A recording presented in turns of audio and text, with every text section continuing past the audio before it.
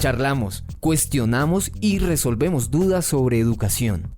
Bienvenidos a Polifonía Educativa, experiencias que construyen pedagogía.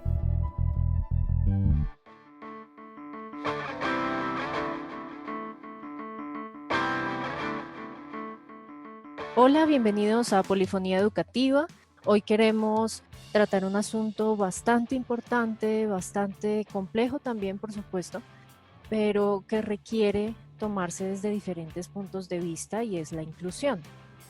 Para nosotros, o por lo menos en mi caso, considero que no debería ser como tal un problema que finalmente se ha vuelto en muchos espacios, sino algo que no debería ni pensarse. La inclusión debería ser natural del ser humano, pero pues obviamente nosotros tenemos mucho por mejorar.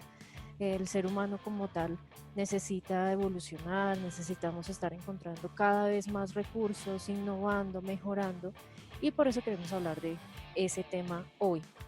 Chicas, bienvenidas. Erika, Ingrid, ¿cómo va todo? Bien, muy bien. Acá vamos a hablar de un tema un poco espinoso en cuestión de inclusión, ¿no? Porque a pesar de que existe la política acá en Colombia, muchos de los colegios y de los docentes no estamos preparados para hablar del tema como tal y enfrentarnos a una situación de estas en el aula.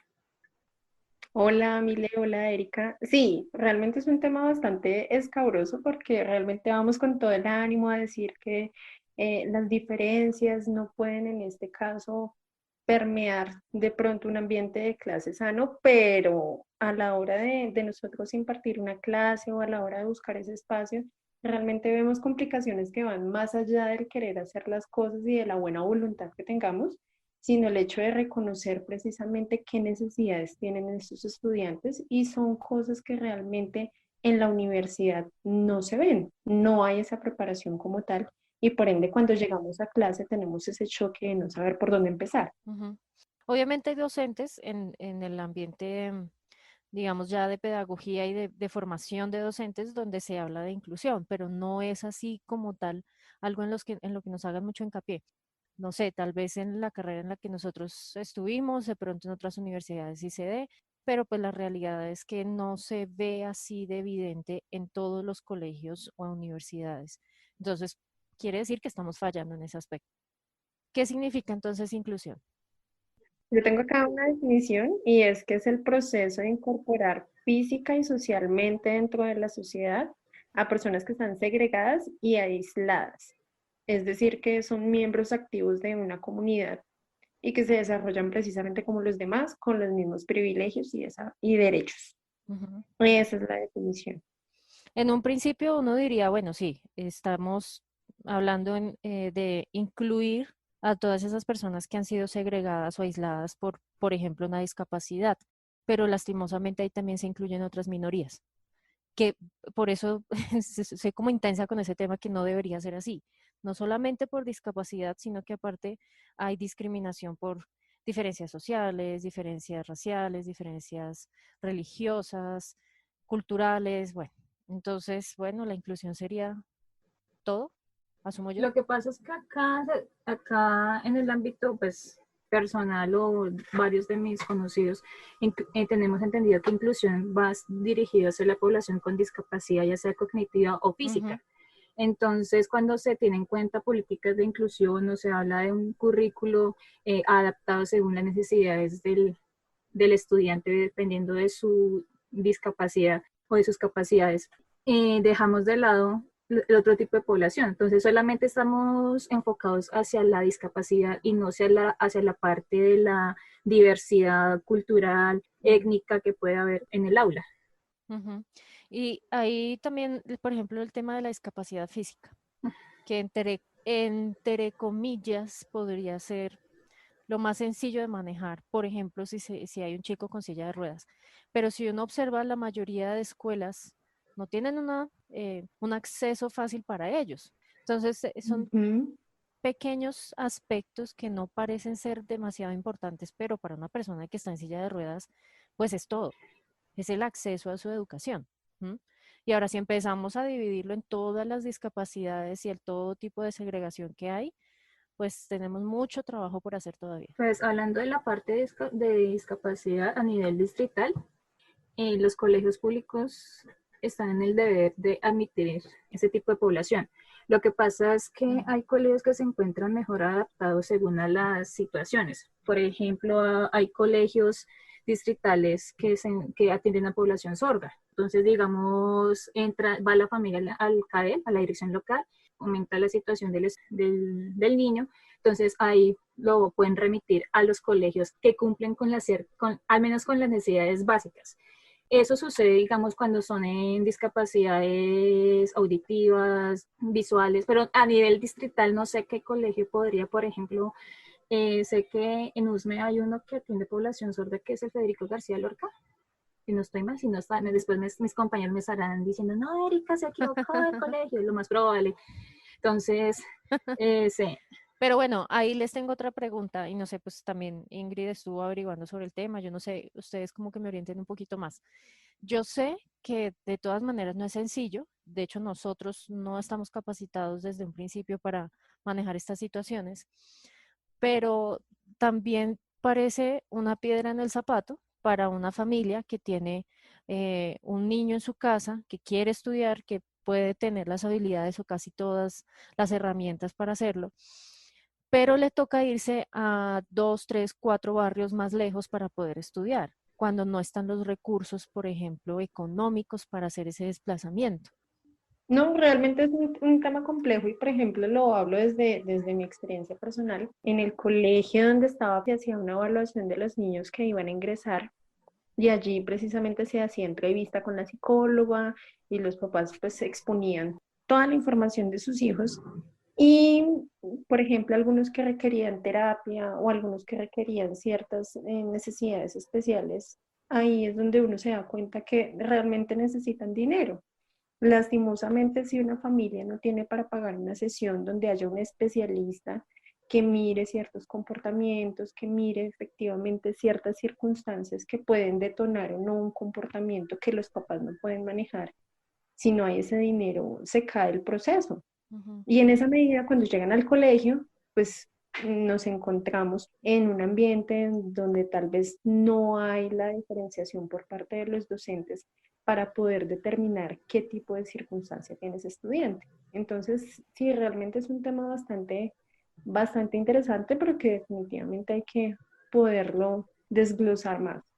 Hay otro aspecto que me gustaría también que conversáramos y pues para abrir, por supuesto, la conversación con los oyentes, que es no solo una integración de esa persona o con discapacidad o con algún tipo de exclusión en cuanto a nivel físico o funcional de aprender, sino también en un aspecto emocional.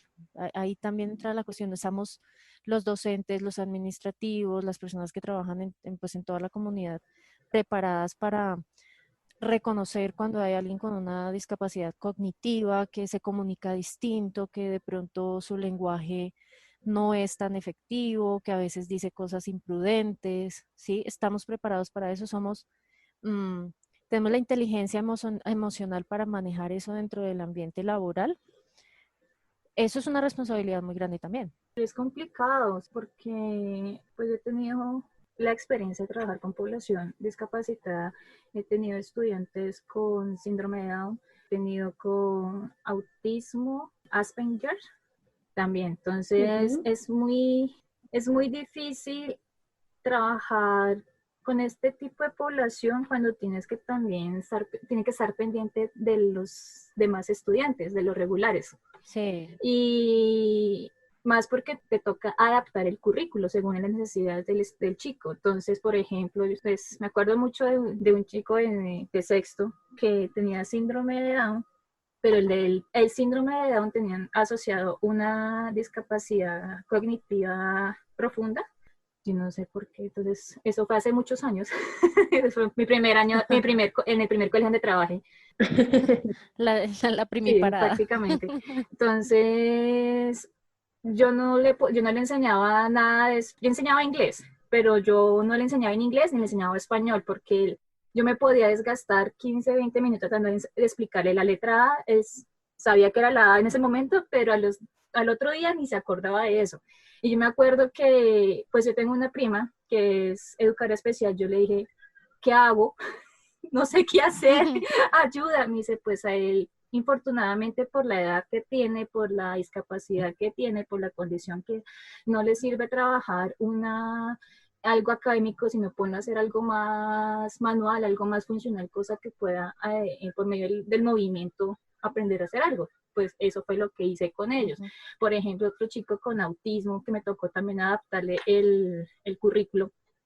No era adaptación como tal de las actividades, del objetivo como tal, como del regular, sino de la forma en cómo le iba a trabajar con él, porque él no le gustaban las actividades en grupo, él se estresaba con el ruido, entonces era muy complicado manejar ese tipo de situaciones, incluso cuando a veces los chicos regulares son niños y a veces les gusta molestar un poco de más, entonces se dan cuenta que eso desestabiliza al compañero y en muchas ocasiones como que eso les produce cierto placer. Pero también sucede lo contrario, cuando con los mismos compañeros identifican la situación del niño y lo sobreprotegen. Entonces están los dos polos. Ahí eso sigue demostrando que no estamos preparados y que el pensum, las actividades, los espacios no están preparados para eso. ¿Cómo una institución está permitiendo el ingreso sin preparar a las personas que van a estar ahí atentas a ellos? ¿Y quién es la primera línea que va a estar ahí? El docente. Obviamente no lo dejan a nosotros, ¿cierto? Como, bueno, ahí sí hay libertad de cátedra. Por supuesto, depende de nosotros si nos gusta estar aprendiendo y lo que hizo Erika, pues es un ejemplo de eso, el buscar ayuda. Yo también la busqué en algún momento porque también he tenido que trabajar con diferentes personas con diferentes discapacidades y al contrario, no sé, es muy interesante ver los logros, pero también es un reto porque como quien dice, en muchos casos nos ha tocado solos. No podemos generalizar, por supuesto, hay instituciones que centralizan pues digamos, su capacitación también hacia los docentes en algunos aspectos como esos.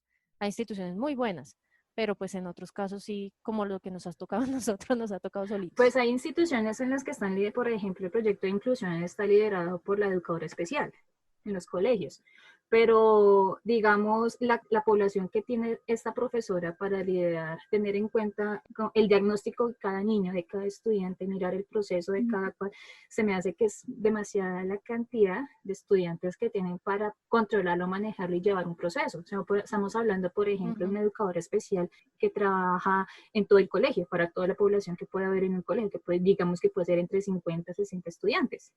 Eso, los que están diagnosticados, porque hay, como su merced decía, hay familias en que debido ya sea por situación económica, por situación personal o por simplemente descuido, no tienen un diagnóstico como tal, pero una docente como que logra sospechar. Me hizo acordar una circunstancia, ¿no? Tengo dos ejemplos.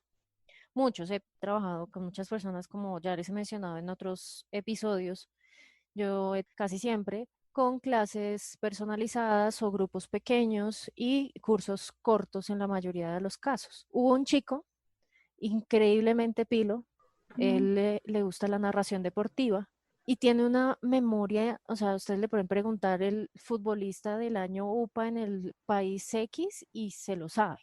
Pero obviamente su proceso fue mucho más largo. Él duró con nosotros por lo menos unos 2 años en los cuales sabíamos que no lo teníamos que presionar. Entonces teníamos de todas maneras esa libertad de darle el espacio para que él aprendiera a su ritmo, cosa que es muy difícil que suceda en instituciones de educación formal, sí. ¿No?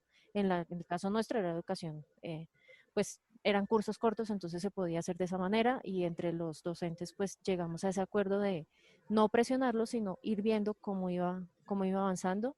Y si ustedes lo hubieran visto el primer día donde la mamá lo llevaba a la academia, al último día donde él se movilizaba del pueblo a Bogotá, todos los días, solo en Transmilenio, o sea, fue una cosa increíble el avance que él tuvo. Ese por un lado. Pero también tuvimos una chica con, creo que es la misma discapacidad, no les puedo decir realmente cuál es el nombre porque no me acuerdo, pero ella tenía también su dificultad cognitiva, pues bastante terca y un montón de cosas que estaban dificultando el trabajo de grupo, porque ahí también entra otra cuestión. No solamente hay que prestarle atención a la persona que tiene la discapacidad o la necesidad, sino también a los demás. Entonces se llamó a la mamá. Mira, es que tu hija está presentando estos comportamientos, creemos que hace parte de esto, es posible que tenga esto, es mejor si primero le hacen un diagnóstico. Esa señora se pegó, no se imaginan la ofendida, que su hija era perfecta, que no tenía nada. Y pues sí, efectivamente ella sí tenía un rollo, pero desde su familia no estaba la inteligencia emocional para aceptar que su familiar tenía una discapacidad.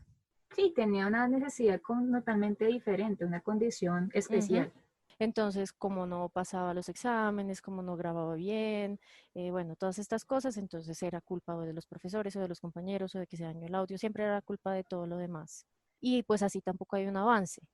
Entonces pierde uno la atención en los demás estudiantes por prestarle atención a esa circunstancia.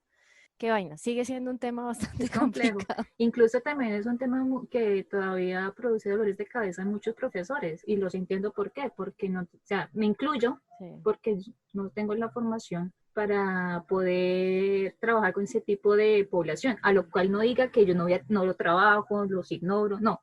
Y cada persona es un mundo, es decir, uno está aprendiendo todo el tiempo. Y aparte, si hay cualquier tipo de discapacidad, pues el doble. Tenemos que seguir aprendiendo. Se supone que un buen docente es el que no deja de aprender. Sí, precisamente hablamos de la importancia del apoyo y la red que hay para uno diagnosticar estos casos, dos, para hacer un trabajo en conjunto, tanto desde la casa como desde el colegio, porque hay un factor muy importante que hay que tener en cuenta y es que el trabajo no se puede dar en un solo lugar. Ujú. Si no hay ese apoyo y si no hay esa retroalimentación en ambos lugares, realmente el trabajo que se hace en uno u otro se pierde.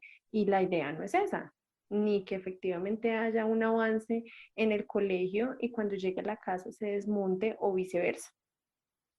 Vamos a terminar el episodio sobre inclusión en este momento. Sin embargo, pues ya saben que la dinámica en polifonía educativa es la misma. Siempre vamos a hacer un episodio donde entre las tres como que hacemos la introducción sobre un tema y ya pueden empezar a escuchar los demás episodios con expertos y con temas más específicos y que nos permiten entrar en esa comunicación también con todos ustedes. Hasta el momento hemos hablado mucho de los docentes, pero también vamos a estar hablando desde otros puntos de vista, así que si tienen sugerencias de temas, sugerencias de invitados, todo eso lo podemos también estar comunicando. Chicas, muchas gracias, nos vemos luego. Gracias a ustedes. Chao. Chao.